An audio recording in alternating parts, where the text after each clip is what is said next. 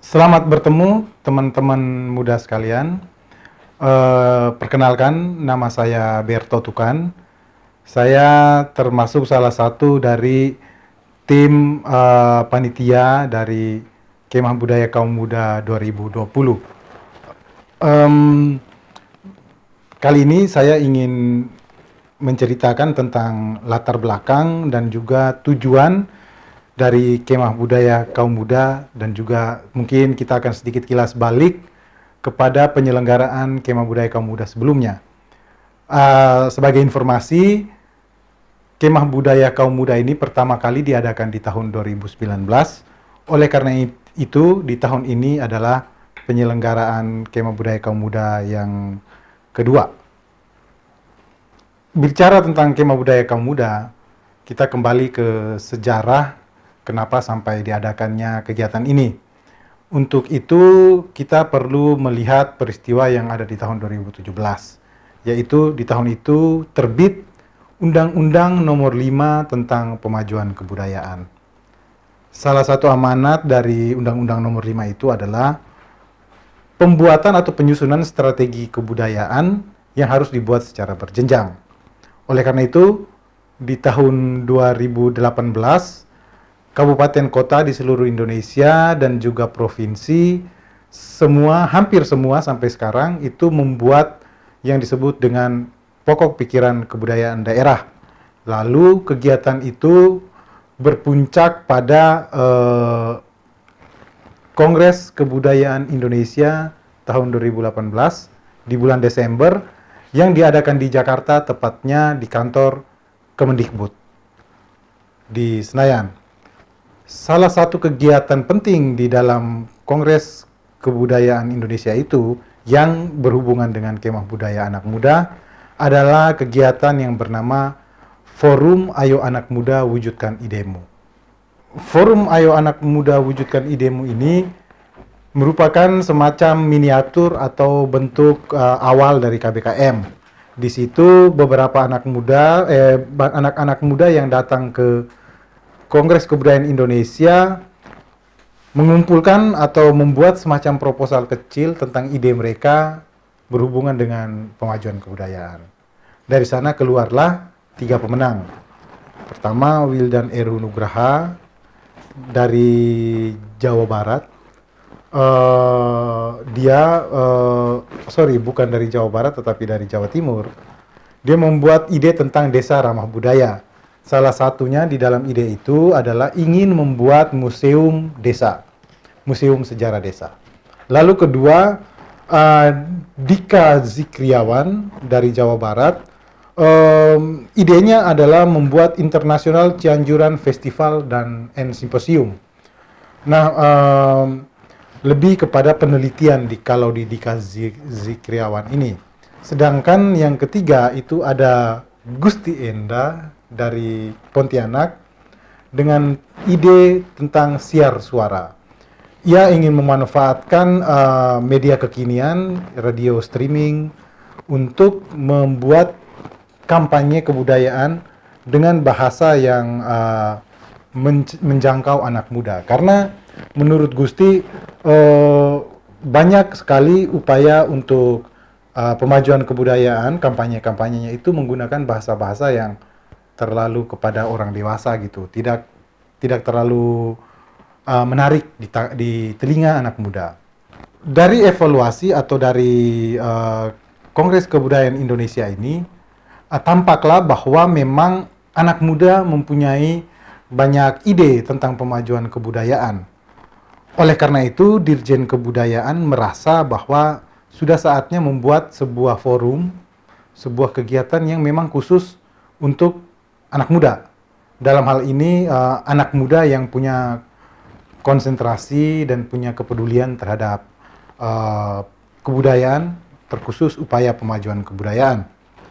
Apalagi di dalam Kongres Kebudayaan Indonesia tahun 2018 itu ada resolusi Kongres, yang mana salah satu poin pentingnya berhubungan dengan anak muda dan juga Kemah Budaya Kaum Muda adalah membangun pusat inovasi yang mempertemukan kemajuan teknologi dengan warisan budaya di tiap daerah melalui sinergi antara pelaku budaya dan penggerak ekonomi kreatif guna memanfaatkan kekayaan budaya dalam rangka meningkatkan kesejahteraan masyarakat. Itu resolusi nomor 4. Sedangkan ada juga resolusi nomor ke-7 yang mengatakan bahwa memfungsikan aset publik seperti gedung terbengkalai, balai desa, gedung kesenian, dan fasilitas yang telah ada seperti taman budaya dan museum sebagai pusat kegiatan dan ruang-ruang ekspresi kebudayaan guna memperluas dan menjamin pemerataan akses masyarakat dan kebudayaan. Tentu saja selain resolusi itu juga seperti yang tadi sudah saya ceritakan tentang Forum Ayo Anak Muda Wujudkan Idemu, forum ini dilihat cukup menarik karena hanya dalam waktu seminggu, proposal-proposal yang terkumpul dari anak muda itu sekitar 100-an proposal, itu memuat ide-ide yang baik, ide-ide yang inovatif, dan barangkali tidak ditemukan di dalam proposal-proposal dari para penggiat kebudayaan yang lebih tua atau yang lebih senior. Dan juga kita tahu bahwa sekarang sudah mulai memasuki revolusi 4.0 dan juga kita tahu sekarang sering tercetus apa yang disebut dengan STEAM. Oleh karena itu penting rasanya untuk menggunakan ini dalam konteks kebudayaan. Dan tentu saja tadi latar belakang Undang-Undang Nomor 5 tentang Pemajuan Kebudayaan yang menjadi payung dari kegiatan-kegiatan kebudayaan saat ini. Sekarang tentu saja pertanyaannya adalah apa itu KBKM? Kemah Budaya Kaum Muda atau kita mempersingkatnya menjadi KBKM adalah sebuah platform kerja budaya yang menghimpun kaum muda berusia antara 18 tahun sampai 25 tahun dan mereka dikumpulkan untuk menjawab berbagai tantangan pemajuan kebudayaan di daerah. KBKM ini dilihat sebagai sebuah aksi nyata mewujudkan aspirasi dari Kongres Kebudayaan Indonesia 2018 yang sebelumnya sudah saya ceritakan, yang juga hasilnya terhimpun dalam Strategi Kebudayaan dan Rencana Aksi Pemajuan Kebudayaan. KBKM ini melibatkan anak muda yang memiliki minat di bidang STEAM, yakni perpaduan antara ilmu pengetahuan, teknologi, teknik, matematika, dan juga seni. Dengan kolaborasi bersama dalam kelompok anak-anak muda akan menghasilkan prakarya dan aplikasi digital yang dianggap dapat memecahkan tantangan pemajuan kebudayaan di daerah dan juga mungkin di tingkat yang lebih luas. Sebagai sebuah platform kerja budaya, KBKM ini memiliki beberapa peran yang cukup penting ya. Pertama, KBKM dilihat sebagai ruang inkubator untuk inovasi pemajuan kebudayaan. Di situ diharapkan akan terkumpul anak muda yang memiliki ide-ide inovatif yang bisa mendorong pemajuan kebudayaan. Lalu yang kedua, KBKM juga adalah ruang kerja bersama, co-working space yang bercorak gotong royong. Artinya di sini anak-anak muda yang punya ide yang brilian ini bukan bekerja sendiri-sendiri, tetapi mereka bekerja bersama teman-temannya, lalu membuat jejaring yang lebih luas bersama sahabat-sahabat mereka, kaum muda yang punya kepedulian yang sama di seluruh Indonesia.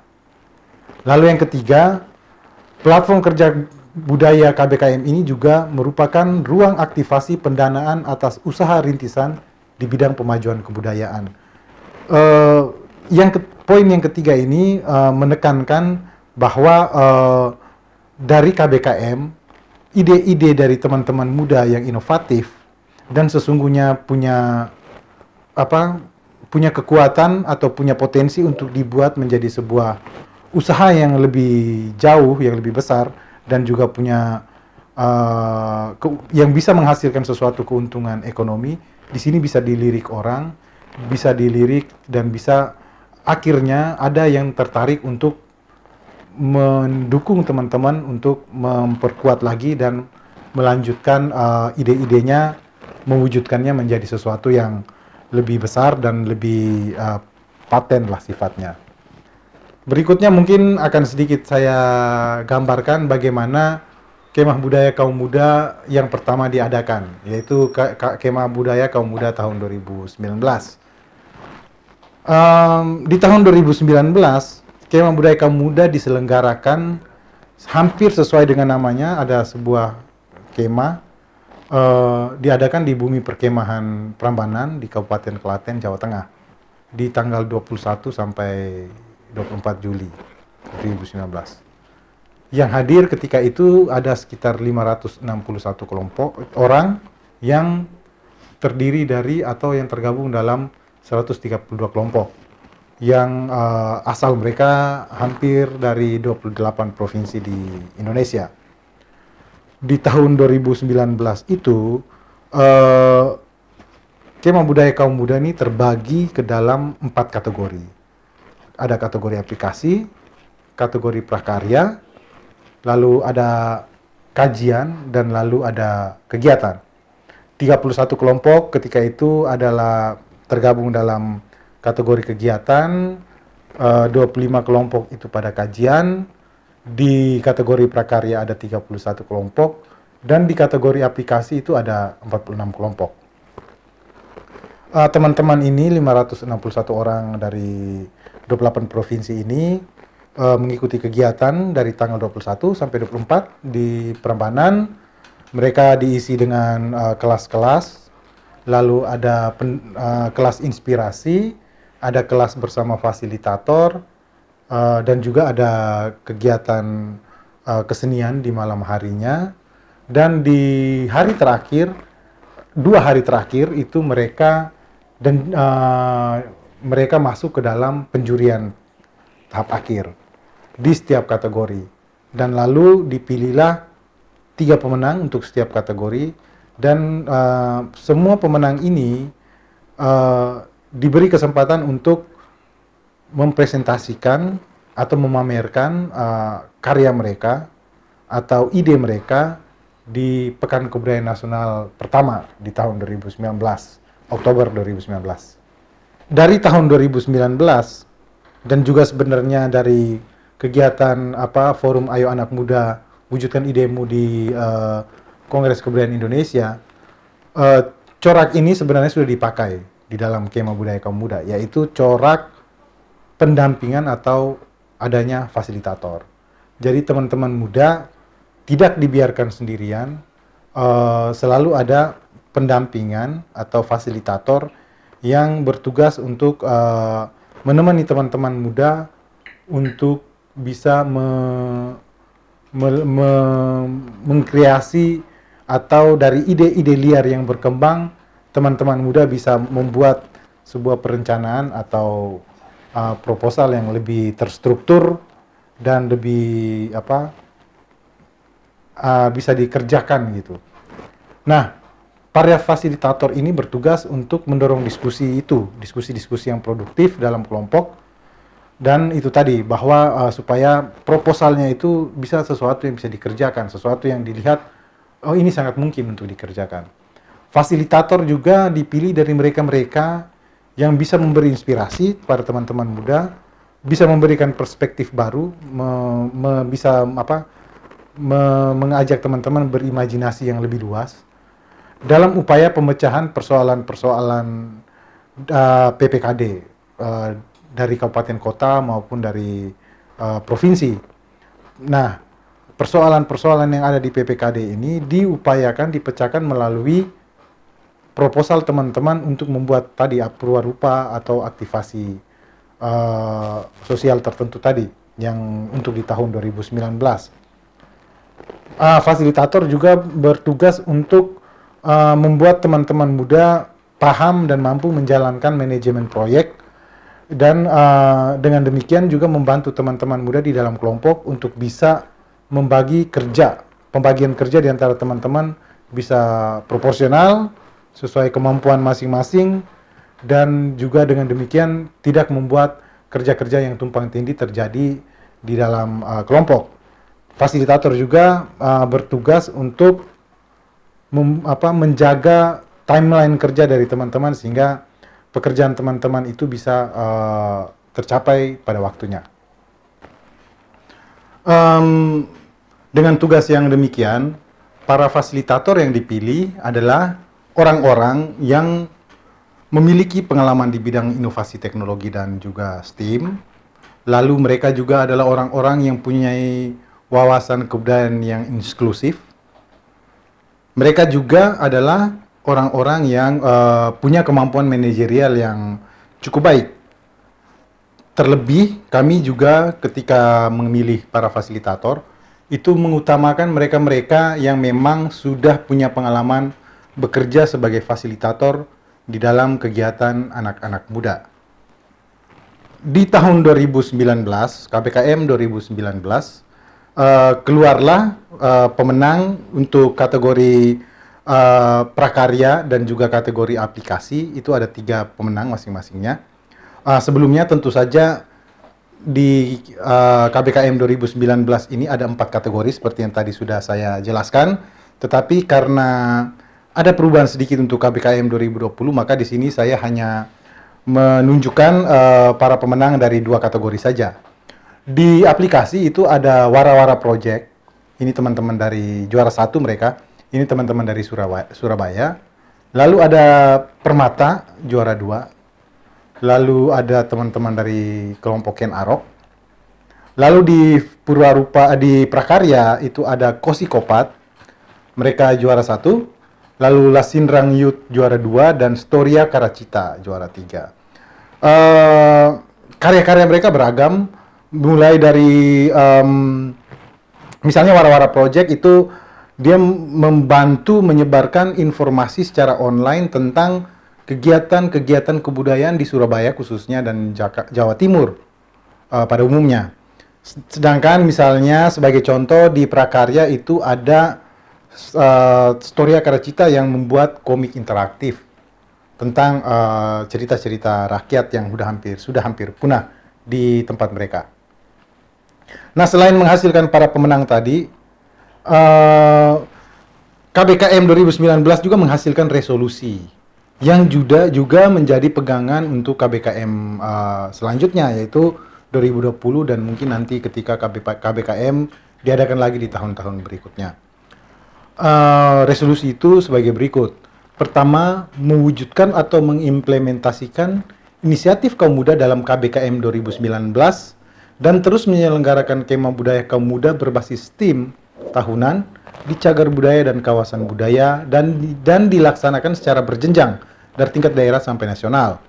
Memperbanyak program residensi budaya kaum muda lintas daerah dan lintas disiplin berbasis kolaborasi kreatif. Membentuk mekanisme hibah untuk kaum muda yang memajukan kebudayaan. Mewujudkan program pelibatan kaum muda di bidang inventarisasi dan pengkajian kebudayaan. Mempublikasikan objek pemajuan kebudayaan dengan metode kekinian dan digerakkan oleh kaum muda. Menghidupkan jejaring kaum muda Nusantara sebagai garda depan upaya pemajuan kebudayaan, menjadikan ruang publik sebagai ruang ekspresi kaum muda guna mendorong keberagaman, mendukung pemanfaatan kebudayaan melalui aplikasi daring yang berdampak luas, membentuk platform kerjasama ekonomi budaya kaum muda lintas disiplin yang berkelanjutan dan mendorong kemandirian, merombak tata kelola kebudayaan untuk meningkatkan peran aktif kaum muda dalam kerja kebudayaan di daerah. Dari penyelenggaraan KBKM 2019 yang sedikit banyak sudah saya jelaskan tadi, muncul beberapa evaluasi yang mana evaluasi ini adalah bahan untuk menyelenggarakan KBKM 2020. Evaluasi itu adalah belum adanya proses seleksi berjenjang dalam KBKM 2019 sehingga setiap kelompok peserta bersaing di tingkat keahlian yang tidak seimbang dan tidak kompetitif. Kedua, terlalu banyak hiburan seperti musik dan pertunjukan selama proses skema sehingga mempersulit peserta berfokus pada kompetisi yang menjadi agenda utama kegiatan ini. Sebenarnya kami melakukan pertunjukan itu juga sebenarnya untuk menunjukkan kebudayaan itu seperti apa ya. Tetapi mungkin karena teman-teman muda ini ada di tahun 2019 sangat serius dengan ide-ide mereka sehingga muncul evaluasi seperti ini. Dan di tahun 2019 diadakan juga kemah di bumi perkemahan Prambanan itu sehingga kendala-kendala teknis sangat ditemukan di lapangan. Misalnya akses internet yang terbatas, persoalan listrik, lalu juga persoalan air bersih, ini yang paling utama mungkin, dan juga masalah konsumsi. Sehingga hal-hal ini membuat para peserta, bahkan juga fasilitator, itu tidak bisa berfokus dengan baik pada kerja-kerja mereka. Lalu yang belum berhasil juga di tahun 2019 adalah belum ada mekanisme pengadopsian karya pemenang KBKM 2019 oleh orang tua asuh, yang mana orang tua asuh ini menjamin pengembangan lanjutan karya mereka. Dengan evaluasi tersebut, maka KBKM 2020 dirancang sedikit berbeda dengan 2019. Dan juga ini juga tentu saja karena kita tahu keadaan pandemi dan lain sebagainya, sehingga terjadi juga perubahan-perubahan di sana sini di dalam perencanaan KBKM 2020.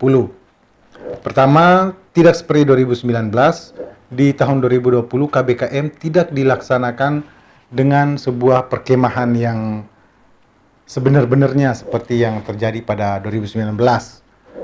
Lalu kalau di tahun 2019 itu semua peserta didatangkan langsung ke KBKM nasional, di tahun ini dibikinlah sistem ada KBKM regional yang diadakan di BPNB, UPT dari Kemendikbud, baru para pemenang dari sana menuju atau berhak tampil di KBKM nasional. Dibikin sistem KBKM regional ini supaya para peserta yang hadir di KBKM nasional itu cukup merata dari seluruh Indonesia. Artinya ada perwakilan dari hampir semua, minimal regional dalam konteks kerja BPNB, unit pelaksana teknis dari Kemendikbud. Menghilangkan kategori kajian dan kategori kegiatan, lalu berkonsentrasi pada aplikasi dan prakarya. Jadi di tahun KBKM 2019 ada 4 kategori tadi, di tahun 2020 cuma 2, cuma ada aplikasi dan prakarya. Kenapa begitu? Karena untuk kegiatan dan juga kajian, Dirjenbud sudah membuat atau sudah merencanakan dan ada yang sudah mulai berjalan kegiatan-kegiatan khusus untuk itu. Misalnya ada KIKI, Konferensi Internasional Kajian Indonesia, yang bisa diikuti oleh teman-teman muda juga. Seperti tadi di tahun 2020 ini sama seperti di tahun 2019, para pemenang dari KBKM regional akan tampil di KBKM nasional yang diadakan bersamaan dengan penyelenggaraan Pekan Kebudayaan Nasional tahun 2020. Rencananya PKN akan diadakan di bulan Oktober. Teman-teman silahkan nanti mengikuti aja informasi lebih lanjut. Seperti yang tadi yang sudah saya singgung bahwa kita sedang berada dalam kondisi pandemi COVID-19, terus sekarang kita mulai memasuki apa yang disebut orang dengan new normal. Itu juga sebenarnya sedikit memberi hal-hal khusus ya untuk KBKM 2020. COVID ini, keadaan ini menjadi tantangan tersendiri, persiapan segala macam untuk KBKM 2020, terkhusus KBKM regional ini. Karena misalnya pertama direncanakan KBKM regional diadakan secara offline di BPNB, tetapi kita memindahkan semuanya ke online. Ini adalah sebuah tantangan ya untuk KBKM 2020 ini. Namun justru keadaan ini sebenarnya menjadi tantangan untuk teman-teman muda. Kita tahu karena semuanya berpindah ke online, menggunakan aplikasi, menggunakan media sosial dan segala macam yang disiapkan atau ada di ranah online ini, dan kita tahu juga sebenarnya teman-teman muda lah yang lebih fasih beronline ria ini, sehingga sebenarnya keadaan ini sebenarnya memberi kesempatan untuk teman-teman muda lebih berkreasi dan punya ide-ide baru ketimbang generasi yang mungkin tidak terlalu fasih dengan dunia online ini. Dan saya kira memang karena dunia online ini revolusi 4.0 dan juga dikatakan kita akan menuju ke tahapan berikutnya, itu akan dihuni atau akan menjadi dunianya teman-teman muda. Sehingga ini menjadi tantangan khusus untuk teman-teman yang mengikuti KBKM 2020 ini untuk bisa mengkreasi hal-hal yang katakanlah memberi alternatif atau memberi solusi di dalam keadaan seperti ini. Seperti yang tadi sudah saya katakan, ada dua kategori di dalam KBKM 2020, yaitu aplikasi dan prakarya. Aplikasi adalah, ya teman-teman tahu, yang diharapkan sebenarnya aplikasi atau software yang tentu saja dapat menjawab tantangan pemajuan kebudayaan. Contohnya, misalnya aplikasi pelaporan persekusi, terus misalnya game online berbasiskan kebudayaan, atau misalnya aplikasi matchmaking, tempat pertunjukan, dan lain sebagainya. Kita ambil contoh, misalnya katakanlah aplikasi matchmaking tempat pertunjukan ini. Kita membayangkan sebuah aplikasi yang di situ setiap penggunanya yang sudah mendaftar bisa memberi informasi, katakanlah saya sebagai pemilik ruang yang bisa dipakai untuk pertunjukan atau kegiatan seni. Saya mendaftar ke aplikasi tersebut seperti Facebook, bayangkanlah seperti Facebook, saya mendaftar ke situ, lalu saya memberi penjelasan tempat saya seperti apa saja fasilitasnya, alamatnya di mana, kapasitasnya berapa orang, dan lain sebagainya. Lalu katakanlah ada teman lain bernama Jin. Jin ini adalah seorang musisi, punya band, dan dia mau bikin pertunjukan, tetapi dia bingung, tidak punya tempat. Dia menggunakan aplikasi tersebut, dia bertemu dengan profil saya, dia melihat tempat yang saya punya dari informasi di aplikasi tersebut, lalu dia katakanlah di situ lalu membooking tempat itu untuk waktu tertentu. Jadi kita tidak perlu bertemu melalui aplikasi itu, masalah-masalah seperti kekurangan tempat, jadwal bisa dibicarakan dan bisa dipecahkan.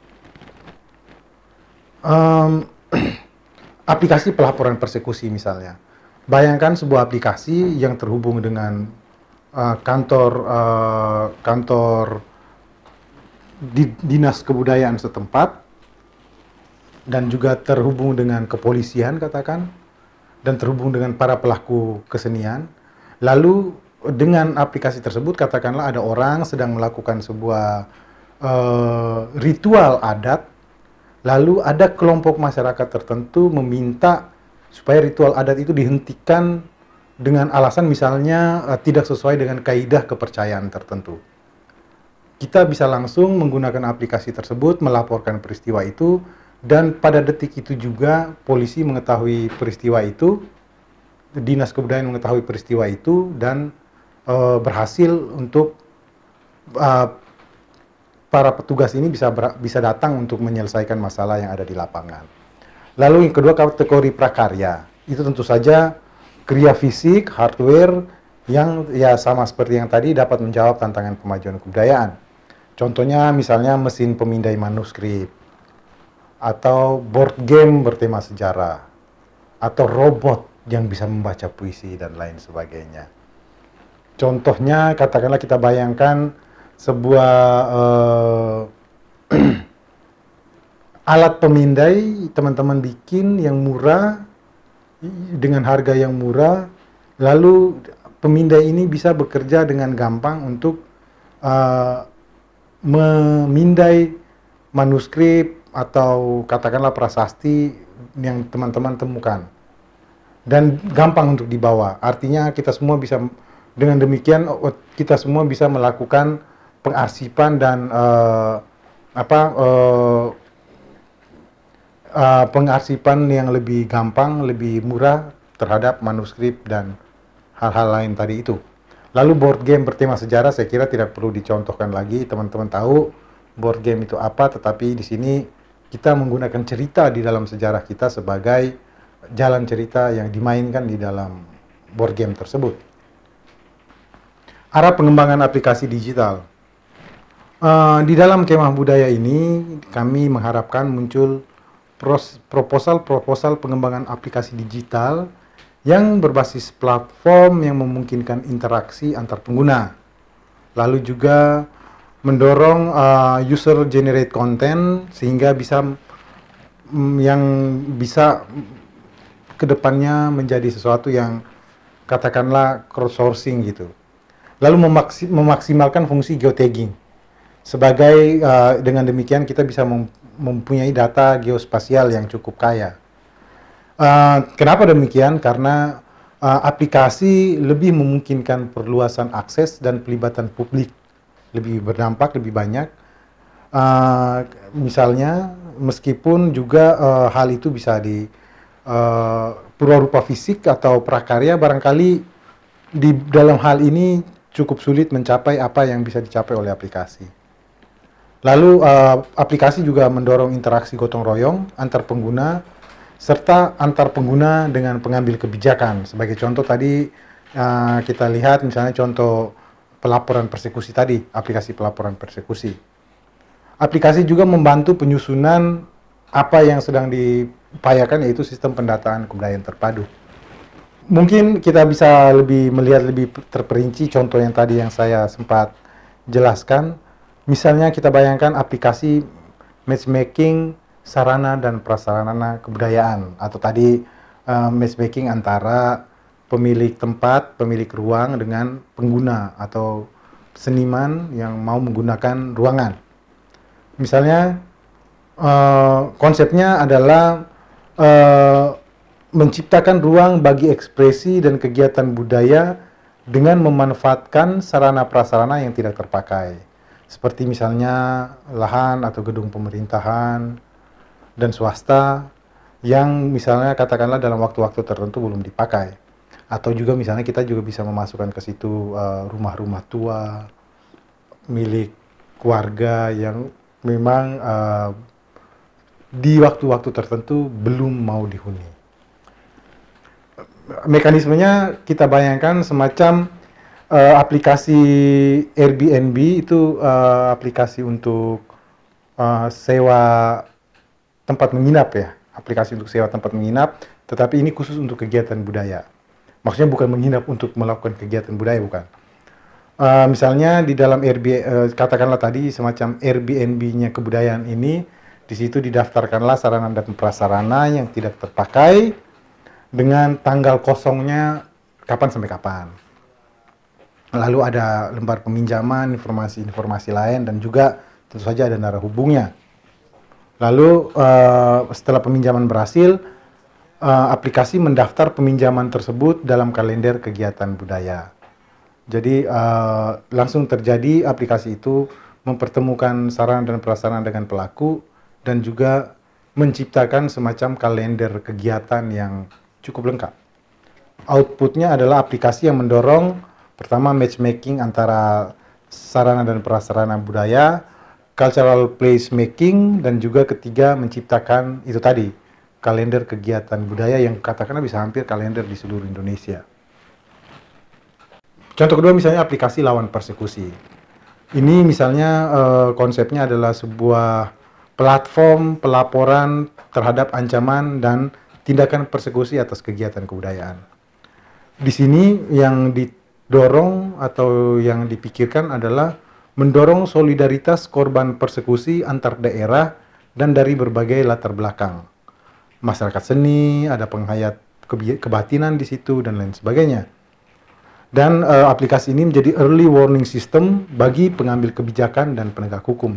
Sehingga tadi dikatakan misalnya aplikasi ini terkoneksi dengan kepolisian, terkoneksi dengan dinas kebudayaan setempat dan lain sebagainya. Mekanisme kerjanya seperti apa? Pengguna aplikasi melaporkan sebuah kasus persekusi yang memang terjadi dan dia melihat itu terhadap persekusi terhadap kegiatan kebudayaan dalam format yang dapat diterima penegak hukum. Dilengkapi dengan misalnya fitur geotagging tadi, live dan juga live feed. Artinya ada bukti-bukti yang langsung diberikan melalui aplikasi tersebut dan juga lokasi peristiwa juga jelas di situ. Aplikasi ini tersambung dengan dinas kebudayaan di kabupaten atau kota dan juga Polres tempat. Nah, aplikasi ini juga bisa memberikan semacam rating terhadap Dinas Kebudayaan maupun Polres tadi. Sehingga misalnya katakan dalam 3 bulan atau dalam 4 bulan, aplikasi ini mengeluarkan laporan katakan Dinas Kebudayaan yang paling responsif terhadap persekusi kegiatan kebudayaan atau Polres yang paling cepat tanggap untuk menyelamatkan para pelaku kebudayaan yang diancam, katakanlah begitu. Outputnya adalah platform aplikasi yang pertama menjadi wahana pelaporan, persekusi, dan kedua benchmarking kinerja Dinas Kebudayaan dan juga Polres dalam menangani persekusi. Jadi bukan cuma terhadap masyarakat aplikasi ini berguna, tapi juga kita bisa mengukur kinerja dari pihak pemerintah. Contoh yang berikut adalah aplikasi MOBA Sejarah Nusantara. Platform MOBA, multiplayer online battle arena ini, ya tentu saja banyak jenis ya. Bergenre card battle dengan latar sejarah Nusantara dengan grafis dari para perupa muda kekinian. Jadi teman-teman bayangkan katakanlah ya seperti Mobile Legends gitu-gitu ya, game-game seperti itu, tetapi ini latarnya adalah sejarah Nusantara. Para pendekar di masa Majapahit katakanlah, para perompak di masa Sriwijaya katakan begitu yang berantem di sana gitu. Dengan grafisnya itu dikerjakan oleh seniman-seniman muda kita yang sebenarnya bagus-bagus karyanya.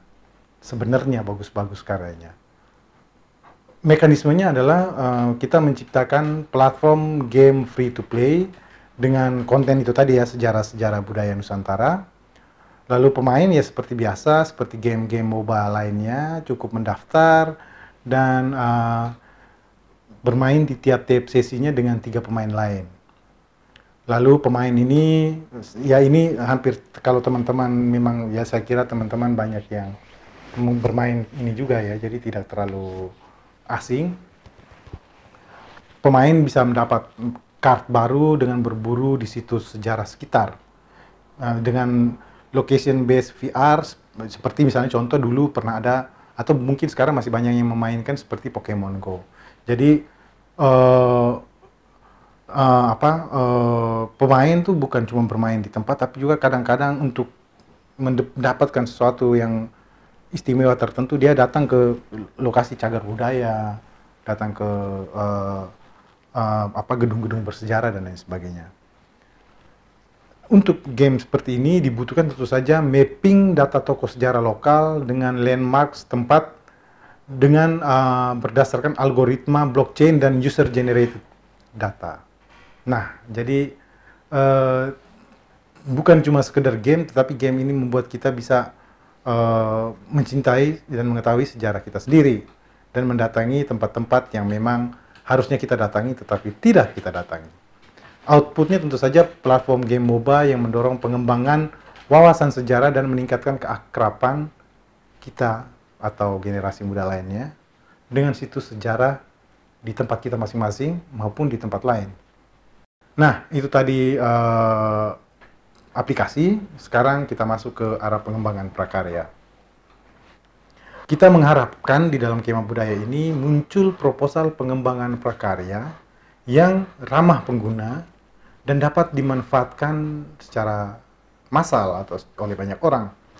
Dan juga kedua, meningkatkan keterlibatan publik dalam upaya pemajuan kebudayaan. Dan yang ketiga, meningkatkan relevansi atau manfaat objek pemajuan kebudayaan bagi kehidupan kita sehari-hari.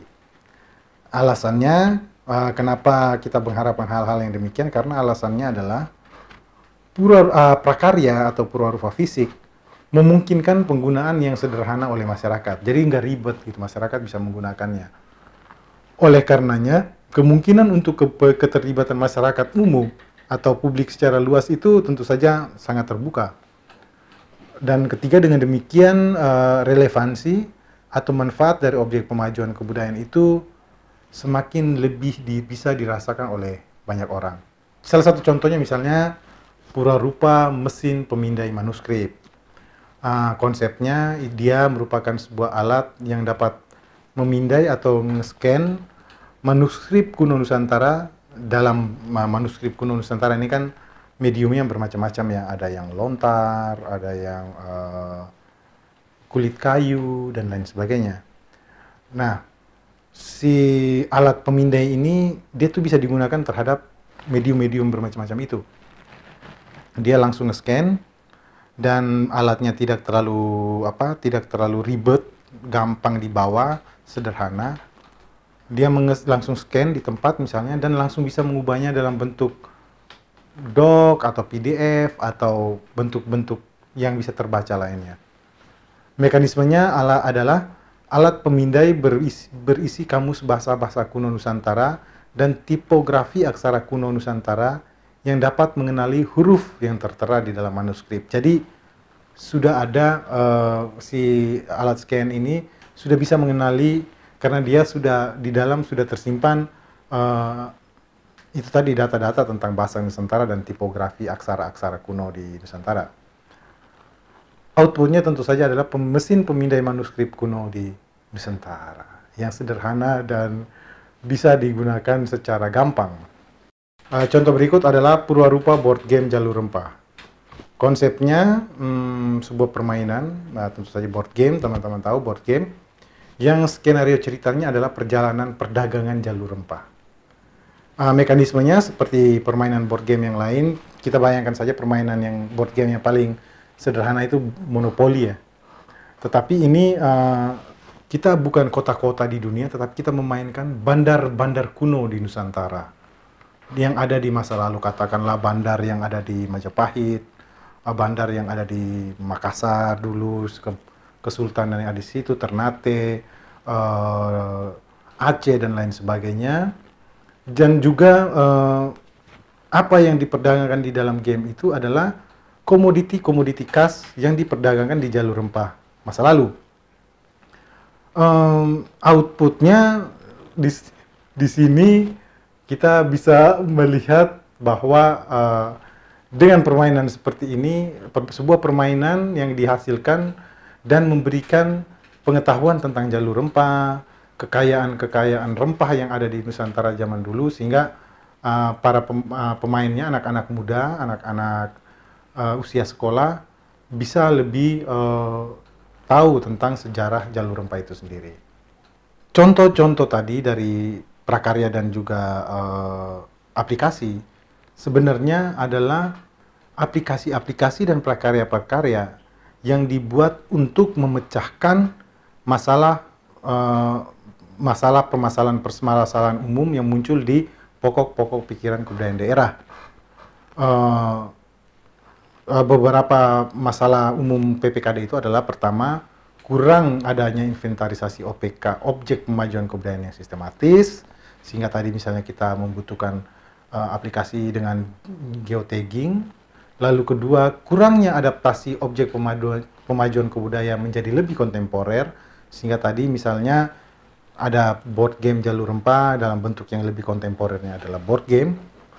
Terus yang ketiga, kurangnya publikasi atau sosialisasi objek pemajuan kebudayaan, sehingga kita menciptakan katakanlah kalender acara yang berasal dari aplikasi matchmaking sarana dan prasarana kebudayaan. Lalu keempat, belum adanya pemanfaatan ekonomi secara baik dari objek pemajuan kebudayaan. Lalu kelima, sarana dan prasarana OPK objek pemajuan kebudayaan belum memadai. Dan berikutnya adalah selain masalah-masalah pokok dari PPKD tadi, masalah-masalah pokok dari PPKD yang tadi sudah saya sebutkan, yang ada 5, kita juga sebenarnya di masa ini menghadapi apa yang disebut dengan disrupsi revolusi 4.0. Kita tahu bahwa di Indonesia misalnya masih terjadi kesenjangan-kesenjangan teknologi, kesenjangan-kesenjangan misalnya yang paling sederhana,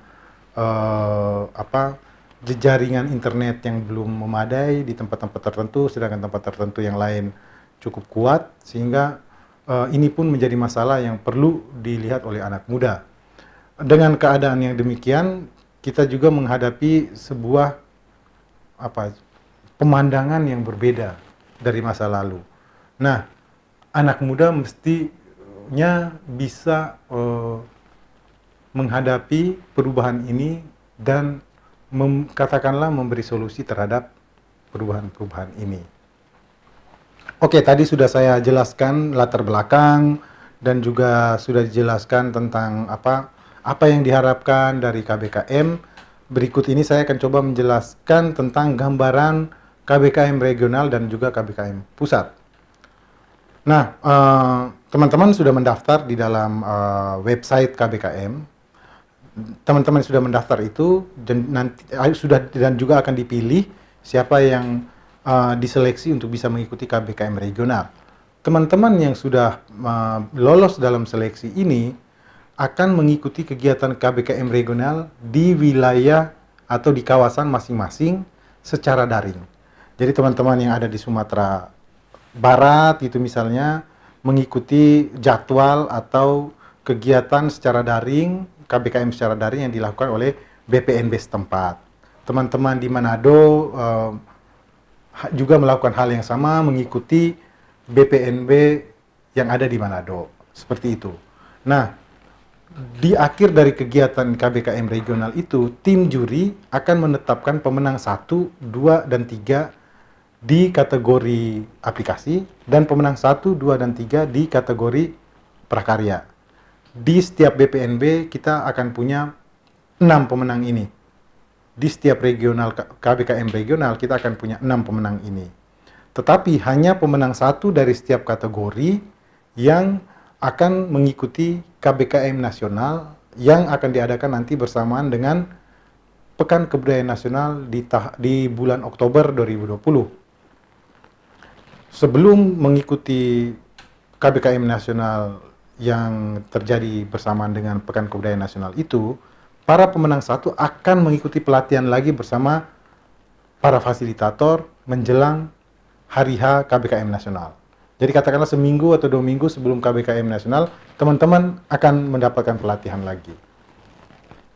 Nah, para pemenang ini, para pemenang 1 di setiap regional dari setiap kategori tadi, akan memamerkan karya mereka di KBKM nasional, yaitu di sebuah ruang pamer di dalam perhelatan Pekan Kebudayaan Nasional. Nanti para juri inilah yang akan menetapkan juara 1, 2, dan 3 untuk setiap kategori perlombaan, yaitu aplikasi dan prakarya, dan para pemenang ini akan diumumkan dalam malam anugerah di puncak Pekan Kebudayaan Nasional 2020 tersebut. Ada perbedaan mendasar setelah teman-teman mendengarkan penjelasan tadi bahwa di KBKM 2019 itu muncul keluaran berupa para pemenang aplikasi, pemenang prakarya, pemenang kegiatan, dan pemenang kajian. Kita hanya punya dua pemenang, yaitu pemenang aplikasi dan pemenang prakarya atau produk. Tentu saja bukan kita, teman-teman, saya yakin memang menjadi juara itu sesuatu yang penting, dan teman-teman saya kira mengikuti KBKM bukan dengan keinginan untuk tidak menjadi juara. Tetapi dengan mengikuti KBKM meskipun teman-teman tidak juara, teman-teman sebenarnya mendapatkan manfaat-manfaat tertentu. Dan juga teman-teman memberikan manfaat untuk pemerintah sebenarnya. Pertama, ide-ide teman-teman bisa menjadi data untuk para pembuat kebijakan. Meskipun ide teman-teman itu tidak juara gitu katakanlah, tetapi ide teman-teman tetap berharga karena itu akan menjadi bahan bagi pemerintah untuk membuat kebijakan bidang kebudayaan. Teman-teman juga sebenarnya sudah mulai berpikir dan mendorong adanya pengembangan kebudayaan untuk memajukan ekonomi masyarakat. Selain itu juga teman-teman sudah mulai memprakarsai teknologi-teknologi aplikasi khususnya misalnya untuk kategori aplikasi untuk dimanfaatkan bagi tata kelola kebudayaan. Dan juga teman-teman sebenarnya sudah berupaya untuk membuat partisipasi dan interaksi masyarakat yang lebih luas atas kegiatan-kegiatan kebudayaan. Jadi begitu teman-teman, kira-kira penjelasan tentang latar belakang, terus juga sejarah dari KBKM. Saya juga sudah memaparkan kepada teman-teman bagaimana KBKM 2019 itu dilaksanakan dan bagaimana perbedaannya dengan KBKM 2020. Kiranya penjelasan ini berguna untuk teman-teman yang sudah membulatkan tekad sepenuh hati berlaga di KBKM regional dan KBKM nasional.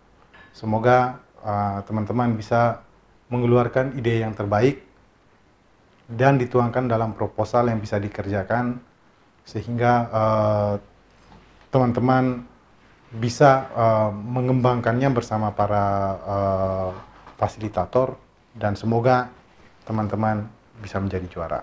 Terima kasih.